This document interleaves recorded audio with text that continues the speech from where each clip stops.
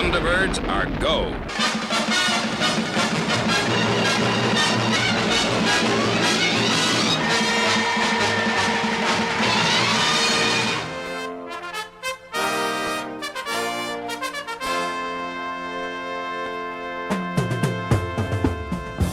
Hello there, and welcome to Blue Harvest Toys, and another one of my quick history videos, this time of Thunderbird toys. Of all the children's television programs, none quite compared to the thrill of watching Thunderbirds. I'd very much enjoyed Fireball XL5, but Thunderbirds always seemed more real. The all-new Super Mario Nation certainly helped the illusion along somewhat, together with the fact that the action usually took place in the world we knew or had at least heard of. The combined success rate of all the various Thunderbirds was, to coin a phrase used in playgrounds, schoolrooms and later in adulthood the world over, Thunderbirds are go. It could mean anything from the beginning of a new game for any 8, 9, 10 year old to the start of a romantic encounter of a teenager or even the launch of a new project as the mid-30s grown up. It became part of everyday use. It was part of the can be done phrase of our generation. As I watched each week's catastrophe unfold, there was always one question in my mind: what sort of technology surprise would be in the Thunderbird 2 pod this week? This was always coupled with intense concentration, trying to remember, as the series went on, which vehicle corresponded to the numbers on the pod. We never quite got it right, even though I did try to make a mental note after each episode had finished. While it was always a great pleasure to see Thunderbird 4 in action, the vehicle which was impressed me most was the mole. Even as a schoolboy, all the knowledge you had ever gleaned about worms and burrowing animals and the enormous amounts of displaced soil went completely out the window. Instead, defying all logic, our imaginations were swept away, and we just knew those Tracy boys would do it. Despite my surprise and delight at seeing the mole for the first time, it was the Tracy brothers' original assignment that most people seem to remember best. The ill-fated atomic-powered airliner Fireflash was on a maiden flight and had been sabotaged, so it was no longer able to use the landing gear. 4 elevator cars were eventually used in order to cushion the landing and effectively replace the wheels of the plane. It was impossibly fantastic and yet as real as going to school. After seeing the on-screen action, it was impossible to resist buying a real Thunderbird 2 of your own.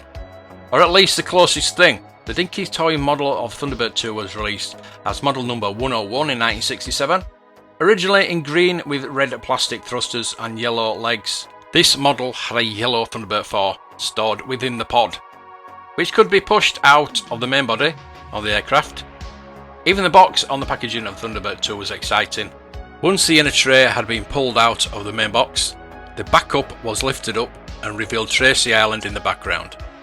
The scene shows the Thunderbird 2 holding bay at the background together with palm trees. Thunderbird 1 can be seen on the right of the picture, and in the foreground to the left is Lady Penelope's Fab 1. Despite the fact that Fab 1 probably didn't frequent the island too often, it does confirm the car's role as a major support vehicle within the series. Plus, it was also a Dinky Toys release. The original Thunderbird 2 model was followed by a second version, issued in metallic turquoise, and was available until 1973. Re-released and no doubt retooled, a slightly larger version came out in 1974 as model number 106, this time in metallic blue.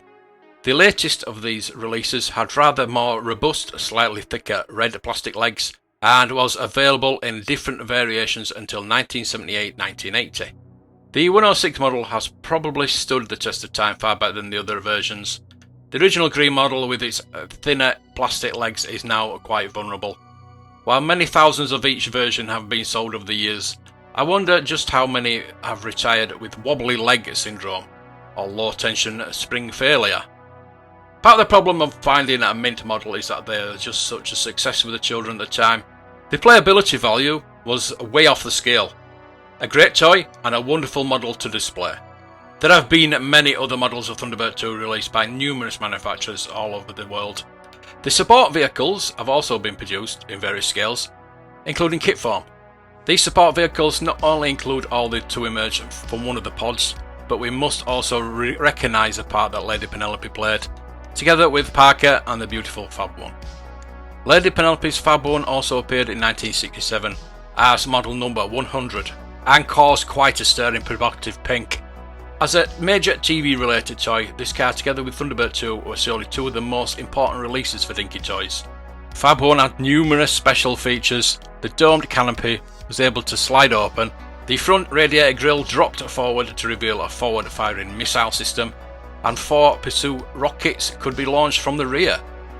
As well as the grille and trim detailed, the vehicle has multiple jewelled headlights, a must for illuminating any potential targets ahead or even behind. To complete this very elegant and powerful saloon, the detailed interior contained Lady Penelope in person, together with Parker, her chauffeur. Overall, this was a stunning model and, like Thunderbird 2, had enormous playability value. The model remained available until 1975. Last but no means least, we should pay homage to the man at the top, Jeff Tracy. His foresight and his team building skills made it all possible. A very good attempt to reproduce the confident and determined face was made by Fairylight, even down to the casual yet stylish 1960s look. In contrast, the Pelham Puppets of Virgil Tracy is presented rather formally, wearing his international rescue outfit. So there you go, another quick look at a toy line. If you've got any toy lines that you want me to talk about, let me know. Either put it in the comments below, or you can get in touch with me. So before we go, please do thumb up this video, share it out to your friends, and if you're new, please subscribe. And until the next time, may the toys be with you.